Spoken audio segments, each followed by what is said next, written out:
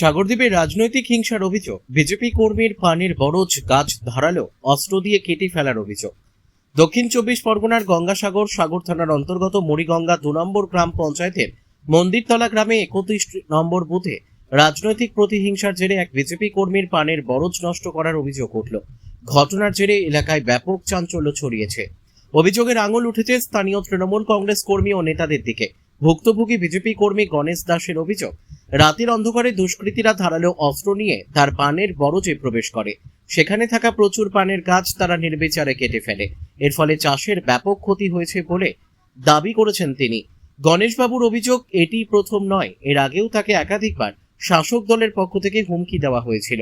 এমনকি নির্বাচনের ঠিক আগে তার আরেকটি পানের বরজে ইচ্ছাকৃতভাবে আগুন লাগিয়ে দেওয়া হয়েছিল বলেও তিনি জানিয়েছেন।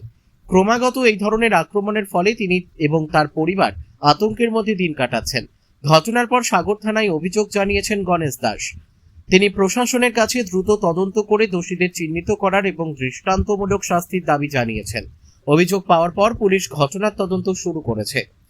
এলাকায় শান্তি বজায় রাখতে নজরদারি বাড়ানো হয়েছে। তবে এই ঘটনাকে কেন্দ্র করে সাগরদ্বীপের রাজনৈতিক উত্তাপ যে বাড়ছে তা বলাই বাহুল্য। দক্ষিণ 24 পরগনা সাগর থেকে রবীন্দ্রনাথ পড়ুয়ার রিপোর্ট, বিগ নিউজ বাংলা। ঘটনা ঘটেছে গতকাল। আমাদের এই বাগানটা দেখতেই পাচ্ছেন, আমাদের এই বাগানটাকে পুরো কেটে একদম নষ্ট করে দিচ্ছে। সবকটা গাছ দেখতে পাচ্ছেন, সবকটা গাছ নেতি গেছে, মারা গেছে। তো এই গাছগুলোকে সব কেটে নষ্ট করা হয়েছে। শুধু এই বাগানটাই না, আমাদের এখান থেকে একটু দূরে প্রায় 2000-2500 মতো একটা বাংলা পানের বরজ ছিল, সেটাকেও পুরো কেটে নষ্ট করে দেওয়া হয়েছে। কেন, কারা করলো? কারা করলো এটা একমাত্র রাজনৈতিক প্রতিহিংসা ছাড়া আর কিছুই নয়। কারণ ভোটের কিছুদিন আগের থেকেই আমি বিজেপি করি, তো সেই হিসেবেই টিএমসির কিছু ব্যক্তিগত বা কিছু নেতা বা নেত্রী, আমাদের এই পাড়ায় নাম উল্লেখ করছি না, তো তারা আমাকে থ্রেট দিয়েছিল যে দেখে নেব বা বিভিন্ন রকমভাবে হুমকি দিয়েছিল, আমাদের ভয় দেখাচ্ছিল।